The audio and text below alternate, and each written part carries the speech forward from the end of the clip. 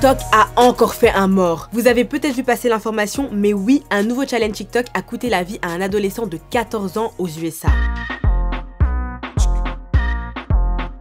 Il s'agit du One Chips Challenge.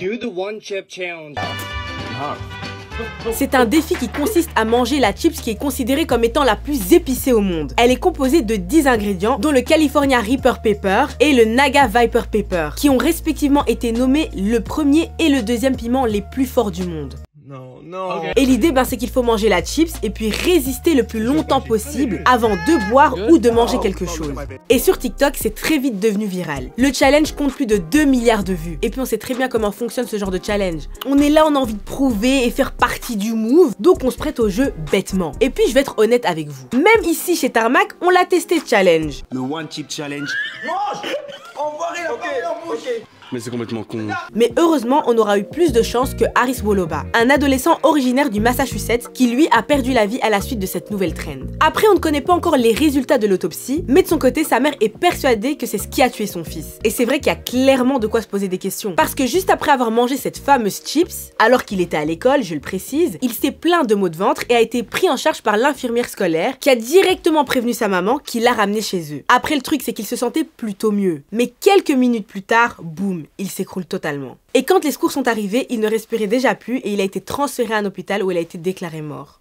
Alors moi personnellement, il y a deux choses qui me posent vraiment problème dans cette histoire. La première, c'est que t'as une marque qui est là, qui encourage à participer à ce challenge. En mode, allez-y, c'est vraiment trop cool, faut le faire. Alors qu'en vrai, c'est juste vraiment débile parce qu'il y a juste zéro intérêt. Et puis ironiquement, tu as cette même marque qui sur son packaging te dit « Gardez hors de portée des enfants, destiné à la consommation adulte ».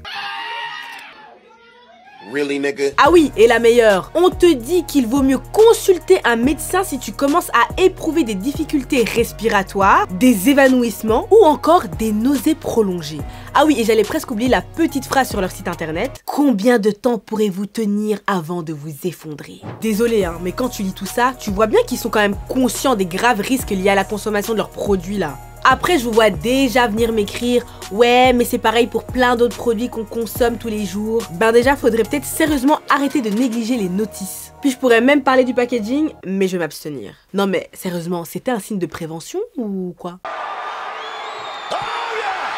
Ça m'amène quand même à mon second problème. TikTok là-dedans, ça dit quoi? Parce que ce challenge, ça fait depuis des années qu'il existe. Il a même plus de 2 milliards de vues sur TikTok quand même. Et même si Harris a été le premier décès à être signalé, il y a plein d'autres enfants qui ont dû être soignés après avoir mangé ces chips. Et en Géorgie, la police est même intervenue en prévenant les jeunes de la dangerosité du bail. Puis en France, ces chips ont été retirés des rayons. Mais malgré ça, TikTok ne semble pas vouloir se bouger le fiac. Pourtant, on est d'accord, ils en sont loin d'être à leur premier drame. Je te laisse juste regarder tous les easy qu'on a déjà fait à ce sujet.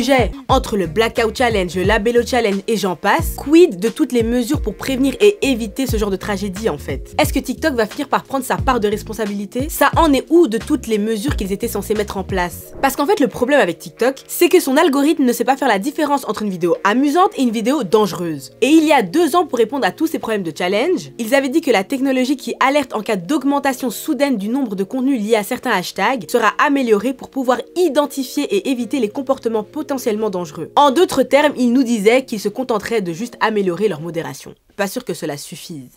Après bon, je pense qu'ils essayent, parce qu'il y a quand même 2 ans, ils avaient supprimé 7,2 millions de comptes soupçonnés d'appartenir à des enfants. Et puis bien, plusieurs mesures ont également été mises en place pour protéger les plus jeunes. Ils ont aussi créé une page dédiée à cette problématique des challenges pour sensibiliser et prévenir les utilisateurs. En gros, pour les aiguiller, ils donnent 4 étapes. Arrête, réfléchis, décide et agis. Pas sûr que cela suffise. Mais au final, on en est toujours au même point avec ces histoires de challenge. Alors faudrait peut-être sérieusement réfléchir à 2 fois avant de se lancer dans n'importe quel challenge, parce que voyez les retombées. Est-ce que de votre côté, vous avez déjà fait des challenges un peu débiles que vous regrettez aujourd'hui? On parle de toutes ces histoires-là en commentaire, mais en attendant, plus que jamais, vous prenez soin de vous la famille.